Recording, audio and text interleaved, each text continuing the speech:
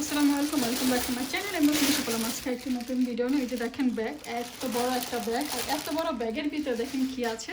এগুলো আমি সব এখানে ঢেলেছি। এই যে লাউটাও নিলাম, এটা হলো গাছের লাউ, আমাকে পেরে দিয়েছে। আসলে ওর সবগুলো লাউ এরকম ছোটো ছোটো ছিল, তো বলতেছে আমি তো যাওয়ার সময় পাই না, তো বলছে তুমি এটা নিয়ে যাও, এটা মনে হয় না বড় হবে এরকমই। তো আমাকে দিয়েছে, কারণ আমি একদম লাস্টের সিজনে গিয়েছি। এটা হলো মানুষের ভালোবাসা। বিদেশের বাড়িতে কষ্ট করে গার্ডেন করে সে গার্ডেনের ফল ফলানি কাউকে পেরে দেওয়া, ফোন করে নিয়ে যাওয়া, ফোন করেছে। সো আমার এক ফ্রেন্ড আমাকে ফোন করেছে, মৌসুমি গার্ডেনের সবজি আসে, এসে নিয়ে যাও। তো আমাকে অনেক দিন ধরে বলছিল, আমি যাওয়ার সময় পাচ্ছিলাম না, তো অবশিষ্ট মানে শেষমেশ আমি গিয়েছি। যাওয়ার পরে দেখেন না, একদম গার্ডেনে ফ্রেশ কতগুলো পুঁইশাক আমাকে পেরে দিয়েছে। দেখেন এই পুঁইশাকগুলো দেখে দেখেন মনে হচ্ছে না যে মানে কত লোভনীয়। পুঁইশাক তো আমার খুবই পছন্দ, আমি খুব পছন্দ করি।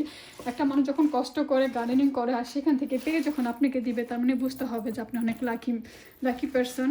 খুবই মানে আপনাকে ভালোবাসে, এক্সপেক্ট করে, সম্মান করে, আর তার জন্যে আপনাকে এই সবজিগুলো পেরে দেয়। আর এটা হলো চাইনিজ পটল। এই পটলটা খেতে এত মজা জানে না। চিংড়ি মাছ দিয়ে একটু সাথে আলু দিয়ে যদি রান্না করেন, ছোটো চিংড়ি বা বড়ো চিংড়ি দিয়ে একটু শুকনো করে রান্না করেন বা ঝোল দিয়ে রান্না করেন, এত মজা খেতে। আমার কিন্তু এটা খুবই ভালো লাগে। তারপরে দেখেন সাথে হলো যে কাঁচামরিচ। দেখেন একদম গার্ডেনের নিজের হাতের লাগানো কাঁচামরিচগুলো খেতে এত মজা। সাথে আছে কাঁচামরিচ, তারপর দেখেন সাথে আছে সিম।